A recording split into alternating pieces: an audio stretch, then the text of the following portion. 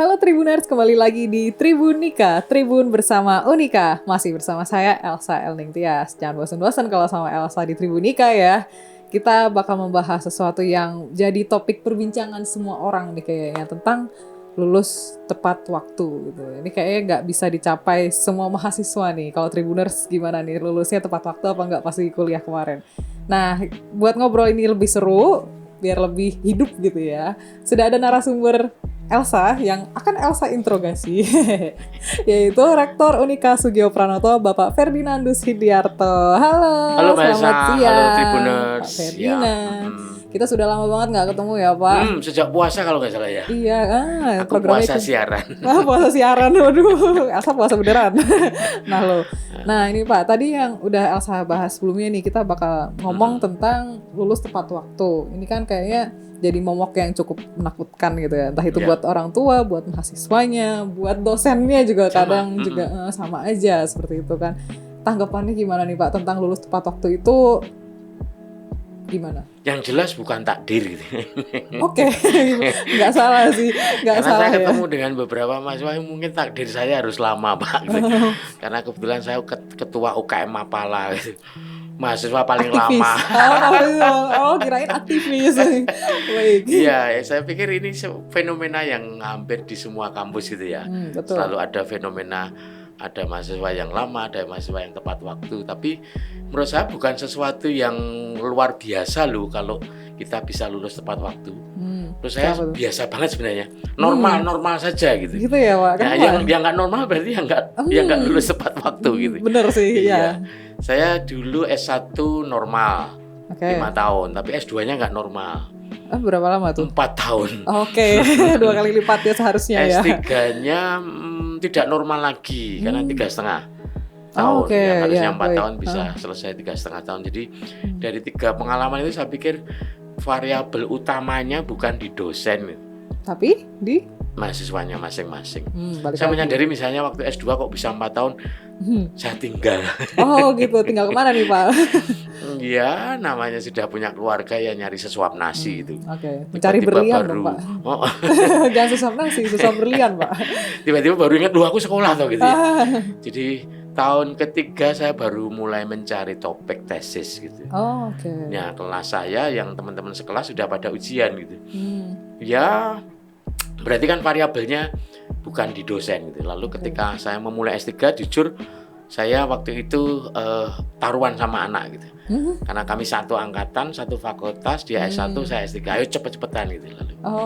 Ya ketika diusahakan ternyata bisa 3,5 tahun. Nah, maka yang paling penting adalah mencari variabel-variabelnya apa ya. Nah, itu. Dari diri kita itu yang bisa membuat lulus tepat waktu. Ini berdasarkan pengalaman Pak Ferdinand. Dan nanti pengalamannya Elsa juga gitu kan. Elsa berapa tahun? 4 tahun. 4 tahun. Pas. Cepet dong, ya, pas. Temen Elsa ada loh. Dapat apa itu serempang cum laude. Sombong dikit boleh ya Tribuners. Saya cum laude. 4 tahun.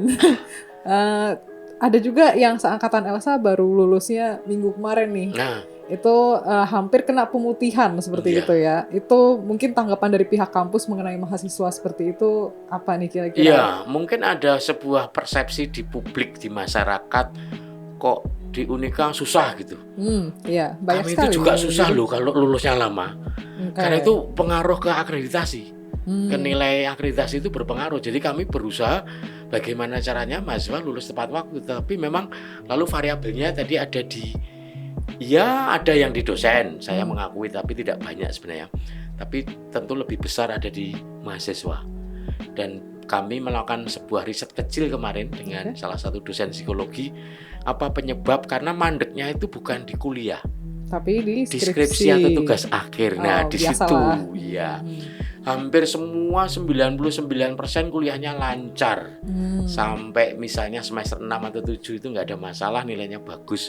Nah, begitu masuk skripsi, kemarin kami temukan yang paling besar pengaruhnya karena lalu tergoda untuk bekerja part-time, bikin bisnis online, macam-macam. Ya tentu sulit sekali sih, meskipun berkomitmen dengan pembimbingnya. saya tetap akan fokus Pak, enggak mungkin gitu kan, energi kita terbatas gitu. Energi kita terbatas, jadi ya memang berat gitu. Betul. Itu yang faktor pertama. Faktor kedua di luar dugaan. Ya benar. Di luar dugaan. Tidak menduga kalau jawabannya itu baper. Jadi ketika dicoreti dosen, ini maksudnya apa? Tidak jelas, itu rasanya sakit banget. Aduh, bapernya. Tidak bisa bangkit untuk merevisi. Aku udah susah-susah bikin, kenapa di komen begitu gitu. Nah, ini sebuah contoh yang menarik menurut saya. Waktu S3 kemarin saya ujian proposal. Itu kalau aku baper saya pikir selesai, tamat riwayatku. Bubar jalan. Karena salah satu penguji itu dengan memegang berkas saya, karena waktu itu masih offline sebelum pandemi. Mas, ini sepertinya lebih cocok Anda di lantai 4. Maksudnya gimana tuh? S3 itu di lantai 5 kuliahnya. Lantai 4 itu punya S2. Bayangin proposal disertasi saya dianggap proposal tesis itu, kalau aku baper mampus. Ya waktu itu saya jawab, baik Prof, nanti saya perbaiki. Mohon bimbingannya. Selesai. Nah ya sudah, saya perbaiki, lalu beberapa poin saya nggak tahu, saya temui beliau, lalu diberi arahan, ya sudah jadi.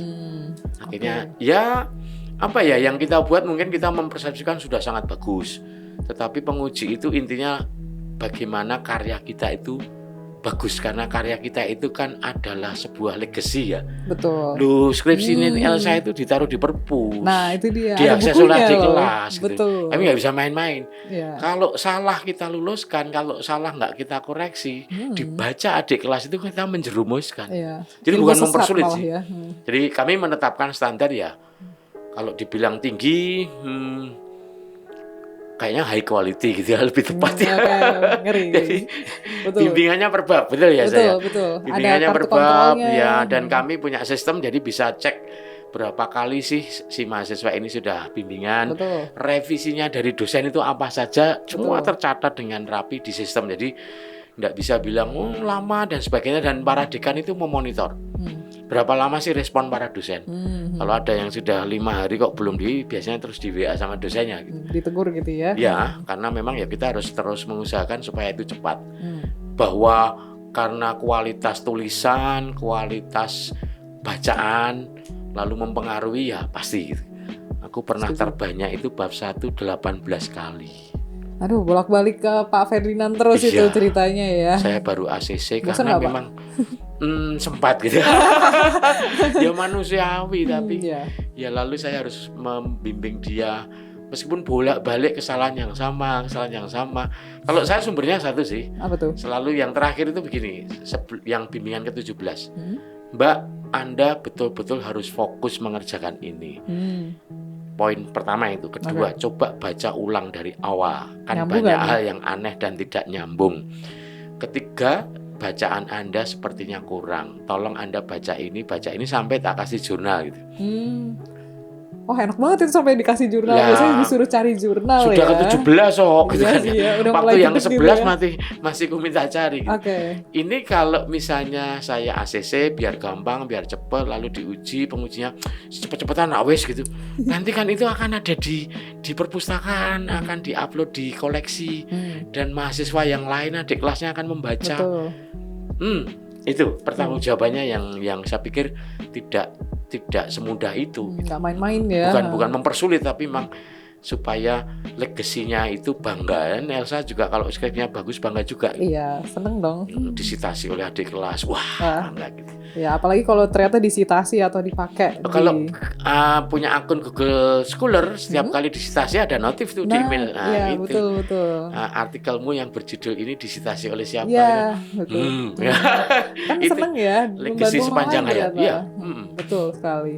Nah ini Pak, ngomong-ngomong, kan kalau misalnya kita skripsi itu momoknya menakutkan seperti itu ya. Apakah kalau dari para tenaga pengajar ini, dari dosen, itu apakah udah peluangkan cukup waktunya untuk membimbing seperti itu? Bisa aja dosennya misalnya mempersulit, atau mungkin dari mahasiswanya merasa, kok saya sudah mengontak dosen tapi nggak di ghosting. Ya, di ghosting gitu, istilah bahasa sekarangnya ya. Gitu. Tanggapannya gimana nih Pak? Yes, di kampus setiap dosen harus menyediakan waktu untuk bimbingan.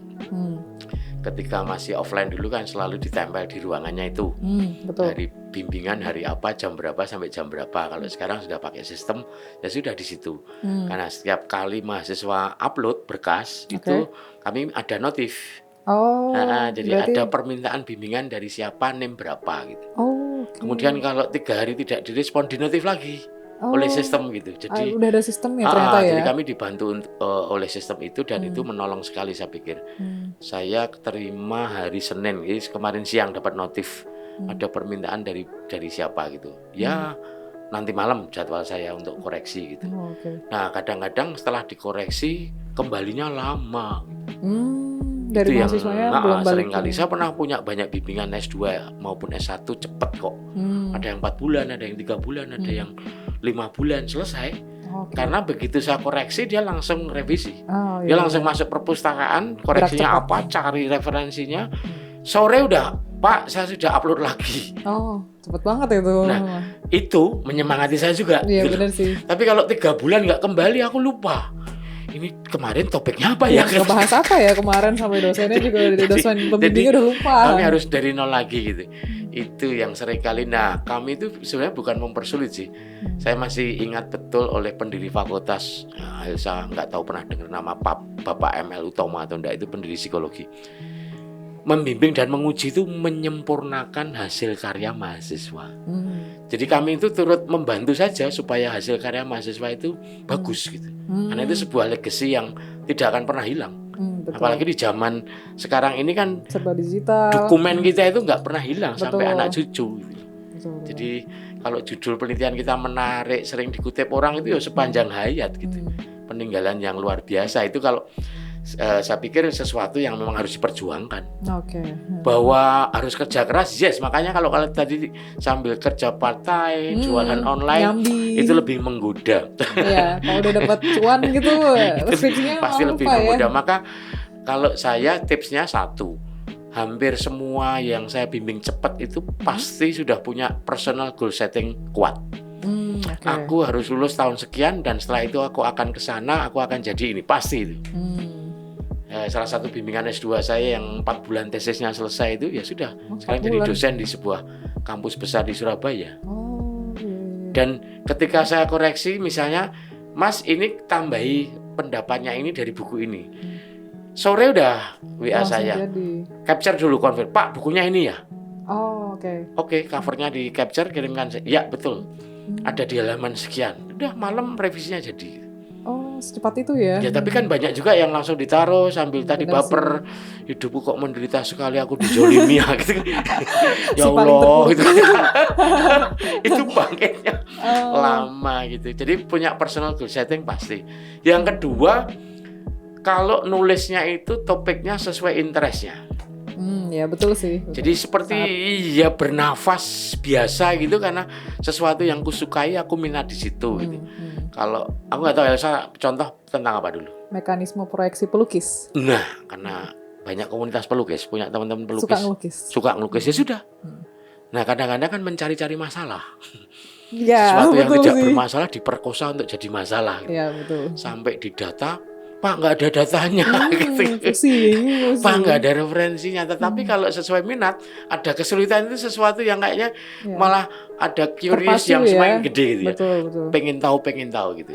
Saya S2-nya kan nulis tentang sport psychology gitu. Jadi karena hobi psikologi olahraga, jadi ya subjeknya teman-teman pemain bola, pemain tinju, jadi sukanya sport soalnya olahraga. S3 kan pindah ganti haluan training, karena setelah sekian puluh tahun saya menggeluti dunia training, pelatihan ya seperti menghirup kolam, masuk ke sebuah kolam yang kita terbiasa berenang. Sudah familiar ya. Betul. Itu. Dan suka lagi jadinya kan nggak berasa beban seperti itu ya. Jadi kalau ada fakta sekian puluh orang mahasiswa cepat, sekian puluh seorang mahasiswa lama, dosennya sama, itu berarti variabelnya kan tidak di dosen. Logikanya kan gitu. Betul. Gitu sih. Ya menarik ini.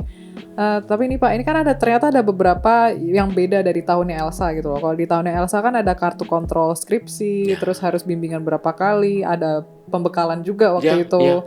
Tapi ternyata sekarang udah ada aplikasinya. Kalau mau bimbingan jadi dipermudah seperti itu ya.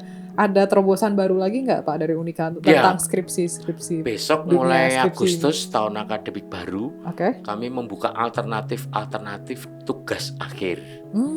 Ya, jadi tugas akhir tidak harus berbentuk skripsi, tetapi disesuaikan dengan interest masing-masing, tetapi tetap memenuhi standar gitu ya. Jadi misalnya ada yang tertarik passionnya itu bikin bisnis, ya sudah Anda bikin sebuah project gitu. Bisnisnya apa? Tentu ada proposalnya, ada marketnya enggak, tentu harus namanya bikin bisnis kami harus ngajari, harus ada studi kelayakan dong. Pasarnya di mana, siapa gitu kan, lalu produk Anda bahan bakunya dari mana, harga sampai BEP-nya berapa itu harus logik. Enggak boleh dong lalu jualan lontong opor langsung lulus kan enggak gitu. Jadi ada logika-logika yang dibangun karena sebenarnya skripsi itu kan mengajari kita logika berpikir yang sistematis. Ada problem, lalu di problem ini didekati dengan teori, kita buktikan kan gitu. Lalu terakhir kan kita ngasih saran. Itu udah puncaknya orang skripsi bisa memecahkan masalah, menjawab pertanyaan karena sudah bisa jawab, saran gitu. Itu sih. Nah, sama. Kemudian misalnya ada proyek tertentu yang sosial gitu ya, karena dia passionnya, interestnya itu kepedulian pada orang lain, ya oke. Di sana ada problem apa, Anda melakukan apa, kenapa Anda lakukan itu, ada perubahan apa, sudah laporkan gitu. Jadi sesuai interest masing-masing. Berarti ternyata dari bikin usaha aja ternyata bisa jadi tugas akhir gitu ya, bisa dibilang. Misalnya teman-teman teknologi pertanian yang prodi, nutrisi, dan teknologi kuliner.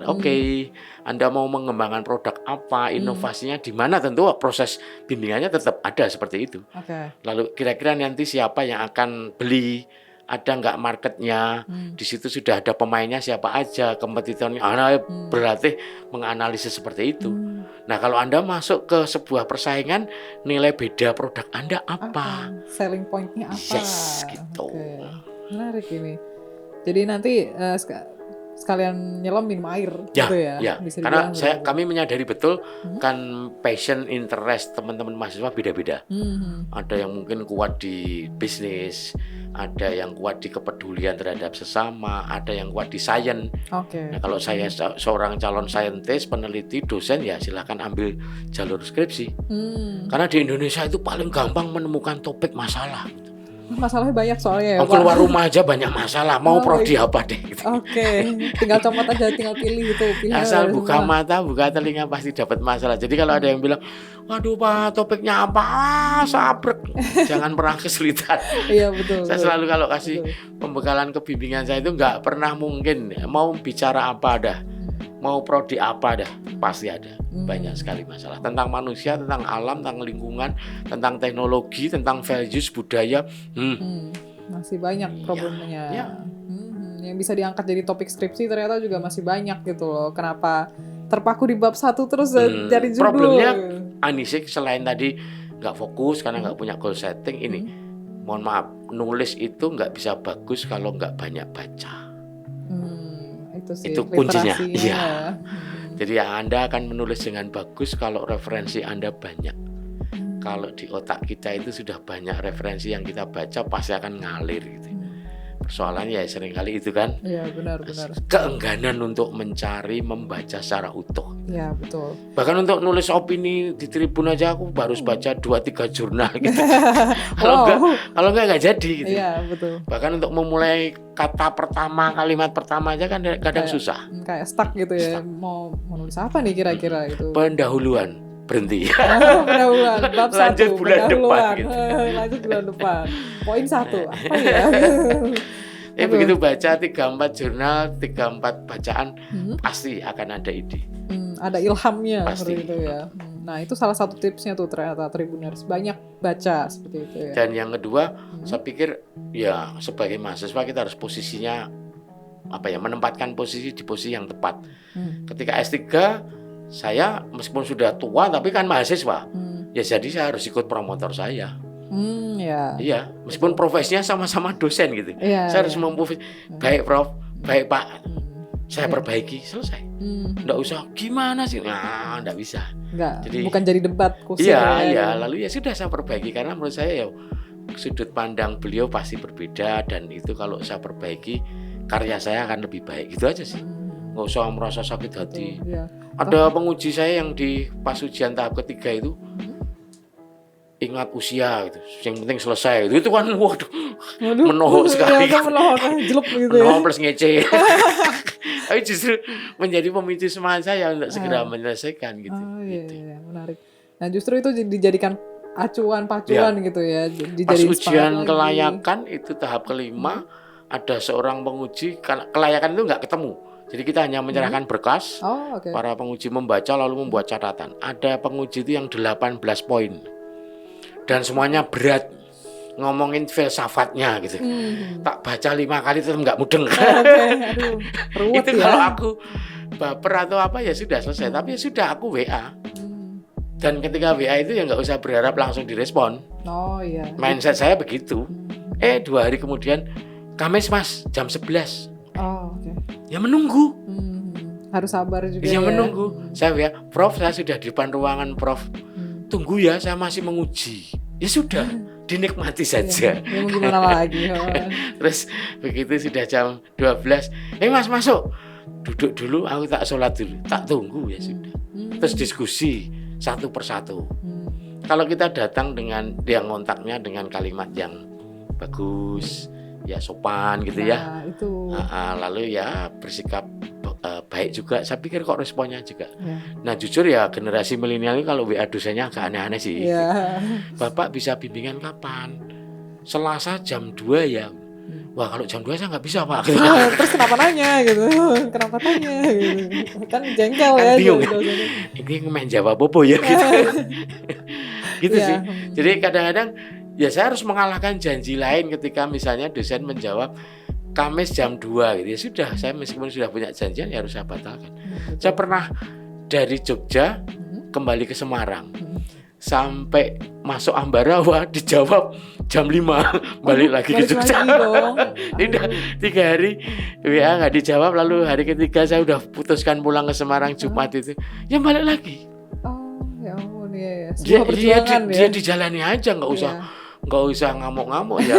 Beliau gini, saya membayangkan ya pasti punya kesibukan, tidak hanya melayani saya, bimbingannya banyak, aktivitasnya banyak, tugasnya banyak, gitu aja selesai sih. Ya betul sih, itu masih yang di ranah kampus. Ya beliau ketika saya kembali ke Jogja, loh mas sudah sampai mana tadi? Ya Prof sudah sampai Ambarawa, tapi nggak apa-apa. Selesai, lalu nikmati saja. Beliau bilang maaf ya, nggak apa-apa Prof. Saya lalu menempatkan diri sebagai mahasiswa. Gitu. Betul, ya, menarik sekali. Yang penting kita tetap ramah juga, tetap berjuang juga. Saya tidak mengatakan semena-mena itu dosen, tidak, karena ya saya harus memahami tugas beliau dan sebagainya. Gitu. Betul. Toh pasti dosennya juga bakal appreciate seperti itu ya. Waktu tesis malah aku sering dosennya lupa gitu. Lupa berkas Anda di mana ya? Pembimbingku udah sepuh profesor.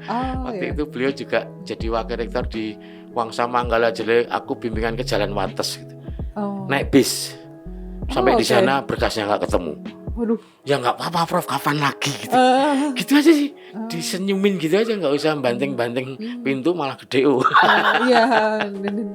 Ya kan, lalu maklum beliau sudah sepuh, tugasnya banyak, wajar dong kalau.